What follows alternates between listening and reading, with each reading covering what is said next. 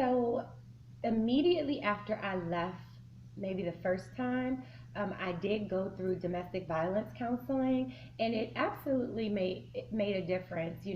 I started to. That's when I really became very aware of the cycle of abuse, and like aware to the point of I would have it on my wall and just like train myself to know that I have to leave at some point, even if I'm not ready now.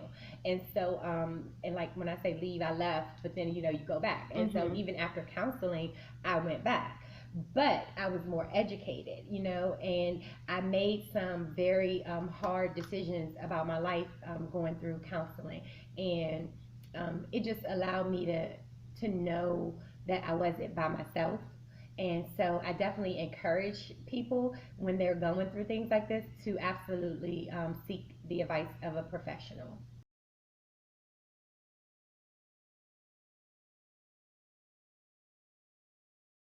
You can't heal on your own. The thing about it is, like, even me, it's always going to be a healing process, And even though, I might be considered strong now and stronger, to me, I know that I'm not all the way healed even now.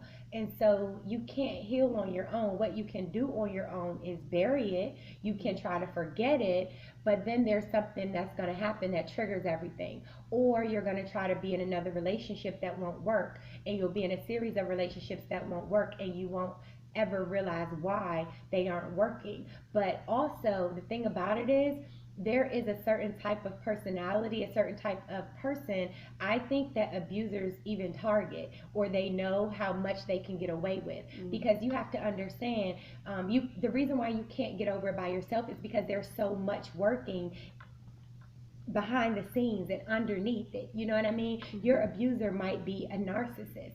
Your abuser might have been abused when he was a kid. You might have saw abuse or have been abused, and those things might be things that you buried, and it's some reason why you stay. And so now that you left, you need to get help, whether it is through a church group, whether it is, your help doesn't have to be the traditional help either. Maybe it's not counseling, maybe it's fellowship with other people who've been through things like you. Maybe it's a support group, maybe it's just reading on your own, maybe it's becoming closer to God, but you can't do it on your own.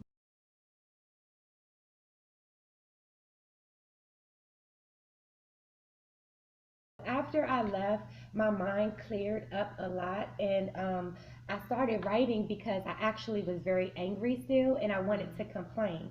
And so instead of complaining, God told me to write, and I asked Him what I could do to get rid of all the anger that I felt, not just with the domestic violence relationship, but with the legal case and with the people who tried to frame me. It was everything.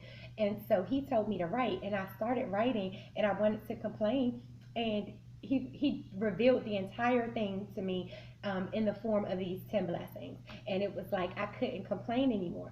So I wrote the book, and at first I didn't write it to be a book. It was more so of like a journal entry. I let a couple of people read it, and they were like, no, this is a book. But again, it wasn't, even my first draft wasn't transparent enough. I was still very protective. And the last draft, it doesn't really talk a whole lot about my relationship, the intimate parts of like the abuse. It's not a book about abuse. But um, at the beginning of this year, God told me to go. And with no marketing plan, no plan at all, He just told me to go. Publish it and just do what I tell you to do. And I literally followed His lead, and I did it. I published the book, and then within 5 days it was a bestseller. And within 2 weeks, like, first of all, my first batch sold out in a weekend, and then I'm ordering another 250 books, and then people started calling me like, can you do these interviews, or Black Enterprise and Hope for Women magazine. I met the publisher at the Stellar Awards, which then ended up being a really great experience. So it's almost like when I heard the voice of God and He said go, then everything else just it made sense. And so that is the reason why I published the book. I wrote the book because I wanted to release my anger.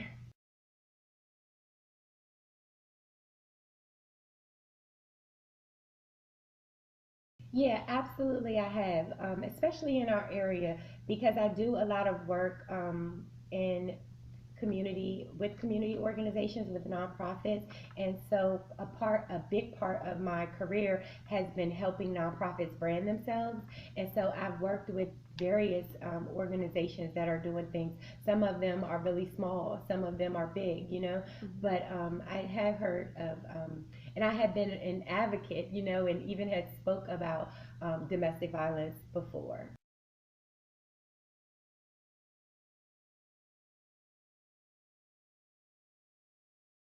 I think that nonprofits could really do what the legal system is not doing, which is actually nurturing, educating, providing resources, and even just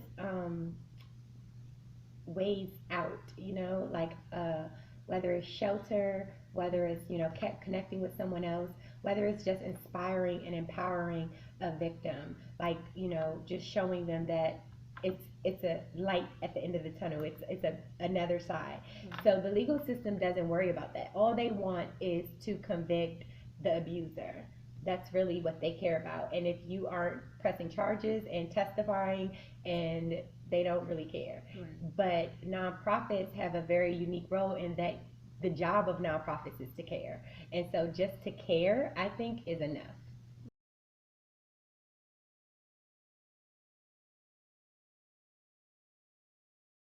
One thing that I felt was missing when I was trying to leave at one point was actual transportation. Um, so I remember at one point, uh, we got in this really, really big fight, and we were staying at someone else's house, and I had to literally leave because I was being attacked, and I had to hide in a bush. And then I got my cell phone out, and I'm like, who do I call? And like me, I'm like the person that'll Google anything, and I couldn't find any service that would come and get me, like come and get me right now, or I might die. And so I think that that might be a service that nonprofits should look into creating.